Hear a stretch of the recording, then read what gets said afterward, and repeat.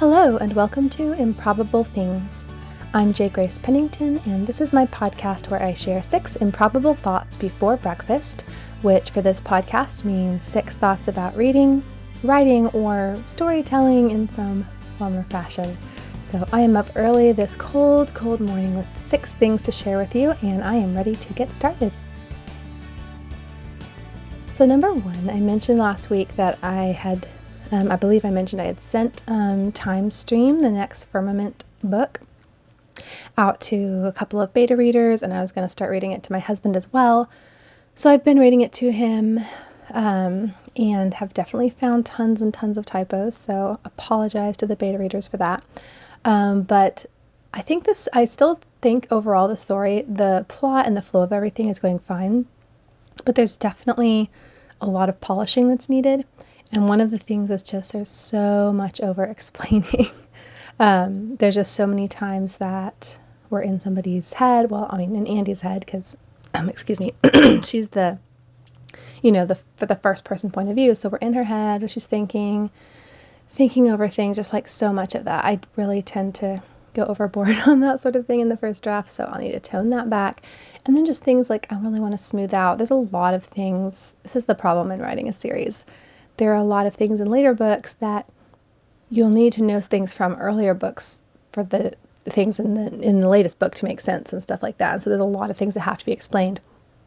And so I do my best to kind of like put it in there naturally, but I definitely, again, just need some polishing. Like it's just a lot of thinking and telling and over-explaining and stuff like that. So I'll need to clean some of that up, but overall so far I think it's generally good. Like I said, needs the polishing, but the basic structure of it and the character arcs and everything like that, the plot twists and turns and everything seems good so far. So we'll see as I keep going on. I feel like I'm definitely going to come across some inconsistencies and things like that will need to be fixed.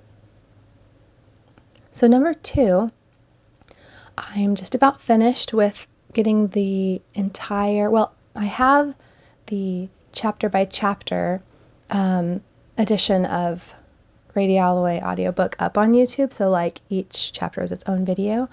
And now I'm working on getting the entire thing in one big 5.5-hour chunk as a video on there, and running into technical difficulties with that because that's just what always happens. But I've heard that those tend to get more traction on YouTube than the individual chapter videos. So really excited for that. And then I was thinking, okay, I need to really get moving on the audiobook for the next book in the series, In His Image.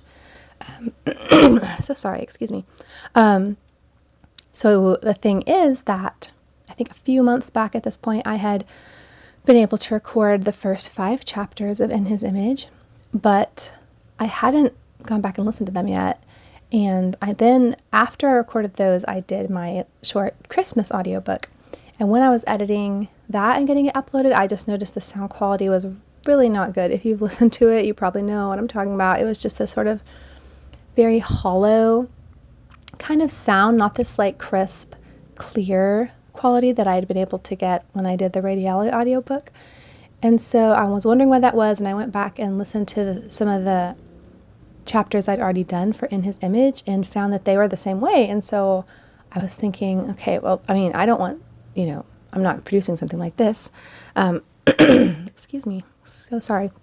Still kind of getting over the last bits of this recent voice loss. So I had to delete those and start over. But first I had to figure out, why is this happening? What can I do to make the quality better? So I did all this testing, wasted a ton of my recording time trying to figure out. I thought like, okay, I must have bumped some setting on the microphone accidentally, and then that changed the recording quality. But there's only 2 settings on my microphone, and from when I originally tested it, they sound pretty similar. Like didn't think it would make that big a difference. And sure enough, when I tested them both, they both sounded fine, or they both sounded the same rather. But I was still getting this sort of like just hollow sound. It didn't sound good.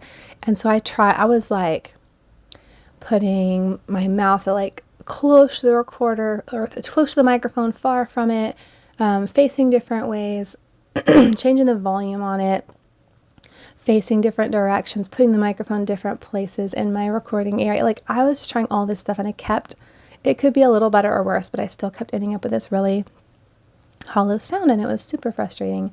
And I am not very technically minded with anything, in particular when it comes to like audio type stuff. I don't really understand it.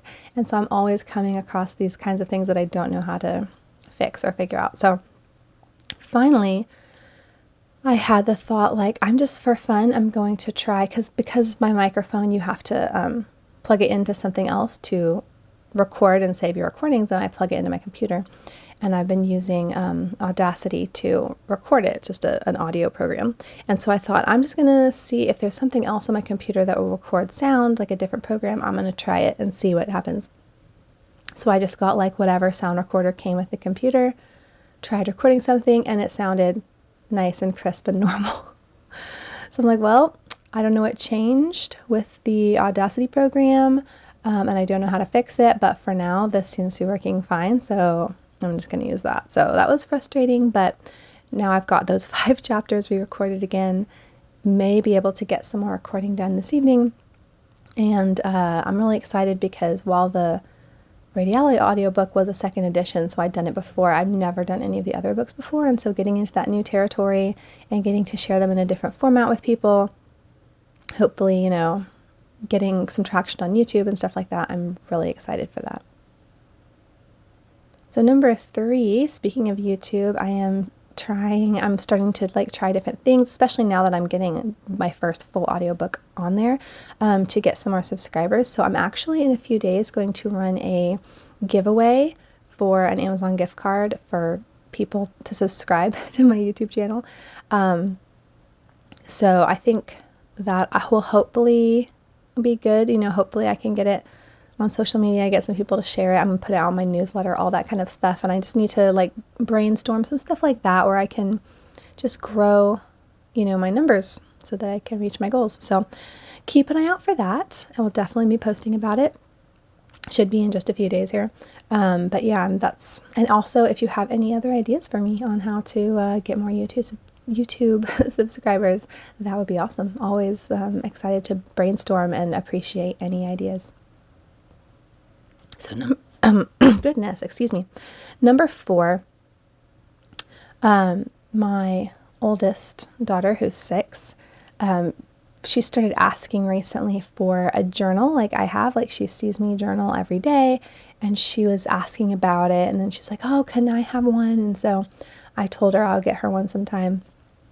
And then the other day I had a Michael's voucher that I needed to use, so I went and looked around, and I found her this really cute guided journal where you'll have like some blank pages, but a lot of it is like making a list of things you're grateful for, or you can write about a specific page for writing about things that are frustrating you, or they have little pages for the week where you're like, this is my favorite part of the week, and you circle, there's a bunch of little like emoticon type things, and you circle which one how you were feeling, and just cute stuff like that. And I thought she'd enjoy that maybe more than just a complete blank book.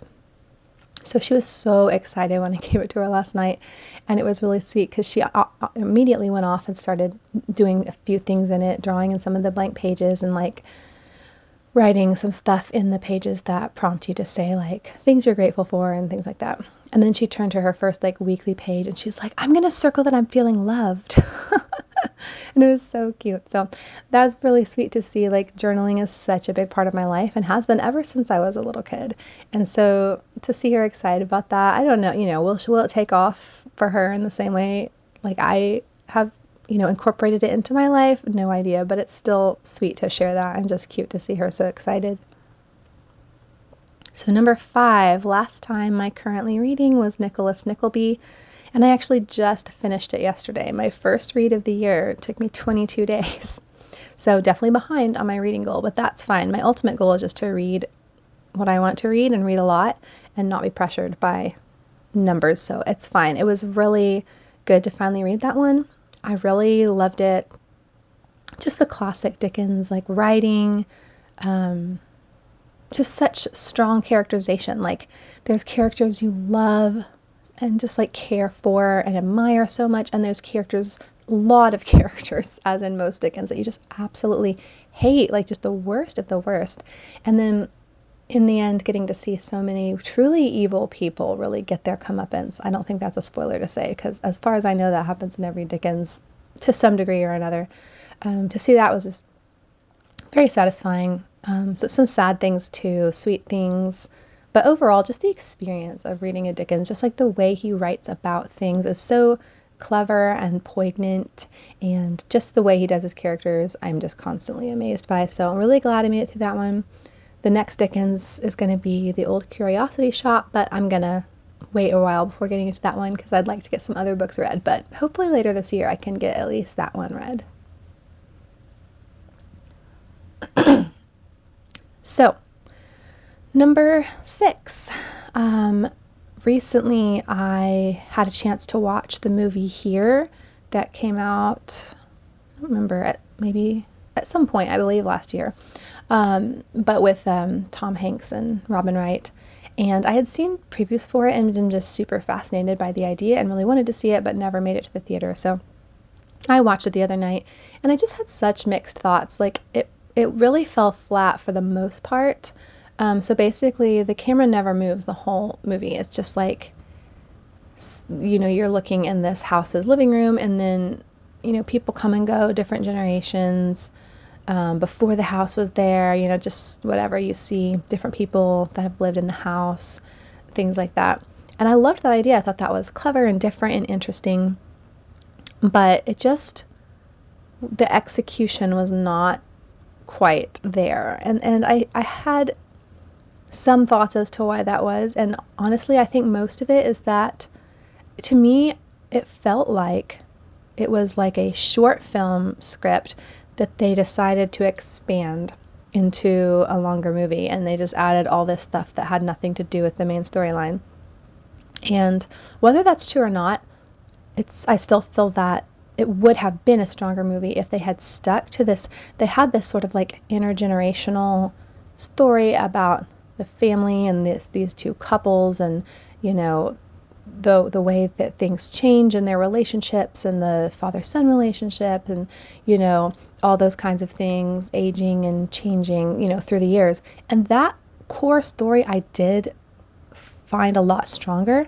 But then there was all this other stuff, like there's the people that live there after them, then you deal with all this COVID stuff, and then there was like the Benjamin Franklin's son like had lived across the street before the house was built, and just all this stuff that had nothing to do with it. And that really, to me, was not compelling, and just pulled away, like took away from the energy that I would have preferred to invest into that main storyline. And so to me, it just was a reminder that you don't want to have more than you need in a story. And I barely need that reminder as I'm editing Time Stream, apparently. But that you want to really put all of the energy of the audience and their emotions and their like mental, just following the story. You want that all to be invested in the core of what your story is, and the main through line of your story, and the main characters of your story. And you don't want to just add other things that don't add to that story, because if they're not adding to it, they are going to be taking away from it, just by definition. They are just kind of sucking life away from the flow of your main storyline and what you really want to be communicating. And so I thought that was just helpful to see, and to be reminded that it matters the things you add into a story. You don't just add things just to add them, or just because you don't just add something because you think it's cool or nice or interesting. Like, it needs to be in support of the storyline and the core of your story, and to what you're actually trying to tell and actually trying to say. And if that means your story is a lot shorter, then so be it. Like, the Firmament books have tended to be, like most of them have tended to be a lot shorter than the typical like novel length, or even shorter than the typical young adult novel length by a little bit.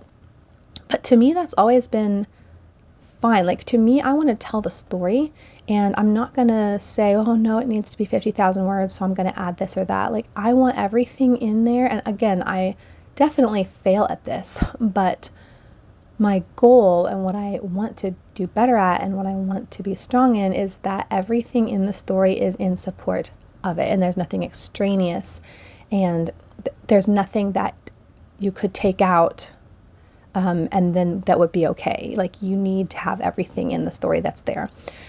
So yeah, it was just an interesting, it was disappointing.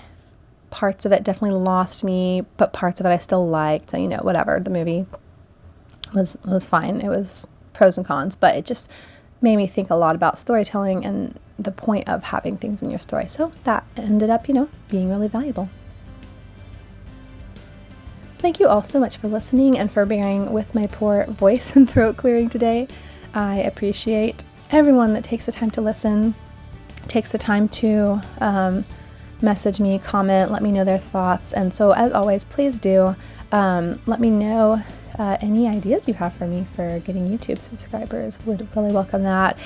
Do you enjoy journaling? And if so, what kinds of things do you journal about? Like, how do you use a journal? I'm always curious to see how different people do different things with that. And then also, did you see the movie here? And if so, what did you think? Do you agree with me, or do you think all that extra stuff really added to the story in some way? I would really be interested to talk about that. So again, thank you all so much for listening to me today. I hope that everyone has a great day and a great weekend ahead, and stay improbable. Bye.